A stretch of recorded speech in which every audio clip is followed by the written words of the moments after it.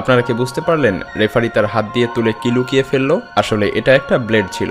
এই ব্লেড কোনো wrestler cheating এর জন্য ব্যবহার করে না। আসলে রেসলাররা ব্লেড দিয়ে নিজেই নিজের শরীর কেটে রক্ত বের করে। হ্যাঁ, ঠিকই শুনছেন, এটাকে বলা হয় ব্লেডিং টেকনিক। এটার কারণেই দর্শকরা মনে করে থাকে রেসলারের শরীর থেকে রক্ত বের হচ্ছে মার খাওয়ার জন্য, কিন্তু এর সত্যতা এতক্ষণে নিশ্চয়ই বুঝতে পেরেছেন। বিবর্তনের আজকের এপিসোডে আমরা দেখতে চলেছি রেসলিং এর প্রতিনিয়ত ঘটে চলা এমন কিছু পেছনের কালো সত্য।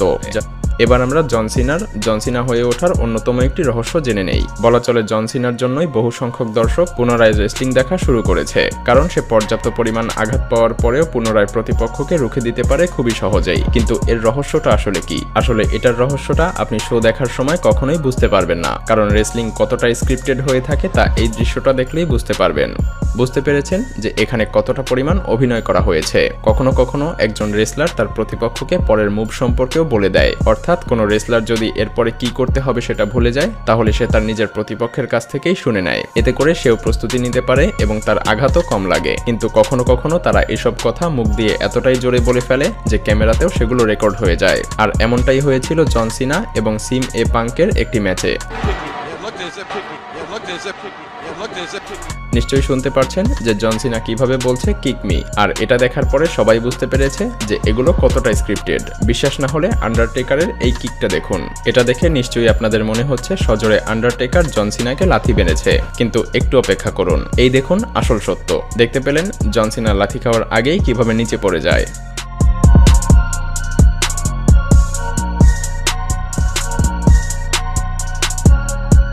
বন্ধুরা, রেসলিংয়ে আমরা প্রায়ই এমন দৃশ্য দেখতে পাই। এটা দেখে কতটা সহজ মনে হয়, তাই না? কিন্তু এটা কি আসলে সত্যি সত্যি এতটা সহজ? না, এটা বাস্তবে খুবই কঠিন। তাহলে বুঝতেই পারছেন এখানে ফেক কিছু আছে। চলুন সত্যটা জেনে নেই। আসলে এসব টেবিল পূর্ব পরিকল্পিতভাবে কাস্টমাইজ করে বানানো হয়, যাতে করে এক রেসলার অন্য রেসলারকে এর উপরে ফেললেই খুবই সহজেই সেটা ভেঙে যায়। সেই সাথে এই টেবিল ভেঙে যাওয়ার ফলে যেন প্রচন্ড শব্দও হয় সেদিকেও লক্ষ্য রাখা হয়। আসলে এসব টেবিল শুধুমাত্র ম্যাচে ব্যবহার করার জন্যই বানানো হয়, যা পাতলা শীট দিয়ে তৈরিকৃত।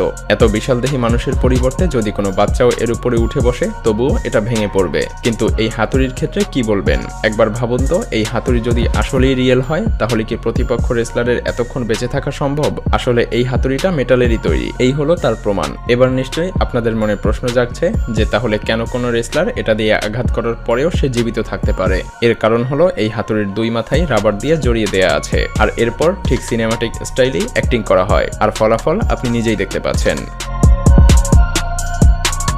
আমরা এই ভিডিওতে দেখতে পাচ্ছি এক রেসলার আরেক রেসলারের মাথায় সজোরে আঘাত করছে, আর এভাবে আঘাত করার ফলে মাথা দিয়ে রক্ত ঝরবে, এটাই স্বাভাবিক। কিন্তু এই দৃশ্যের কয়েক সেকেন্ড আগের ক্লিপটি দেখুন। কি বুঝতে পারলেন তো? ইম্প্যাক্টফুল করে তুলবে। এর প্রয়োজনীয়তা এতক্ষণে নিশ্চয়ই বুঝতে পেরেছেন, কারণ ব্লাড ক্যাপসুলের কারণে ফাইটগুলো দেখতে আরো বেশ ভয়ঙ্কর মনে হয়, যা এর জনপ্রিয়তা আরো বহুগুণে বাড়িয়ে দিয়েছে, যা WWE শোকে আরো বেশি রিয়েল দেখায়। তবে মজার বিষয় হলো এই ক্লিপটি ভাইরাল হওয়ার আগে মানুষ এগুলো জানতো না। আসলে এক দর্শক এই ভিডিওটি রেকর্ড করেছিল, তারপর সে সেটা সোশ্যাল মিডিয়াতে আপলোড করে দেয়। আর বুঝতেই পারছেন এরপরে কি হয়েছিল। আপনি নিজেই দেখতে পাচ্ছেন স্যুট বুট পরা এক ব্যক্তি রোমান রিংসের কাছে যাওয়ার কিছুক্ষণ পরে রোমান রিংসের মুখ থেকে কিভাবে রক্ত ঝরতে থাকে। যদিও WWE কর্তৃপক্ষ ঘোষণা করেছিল যে রোমান রিংসের নাক ভেঙে গিয়েছে, কিন্তু আসলে কি ঘটেছিল তা ততক্ষণে দর্শকরা বুঝতে পেরে যায়।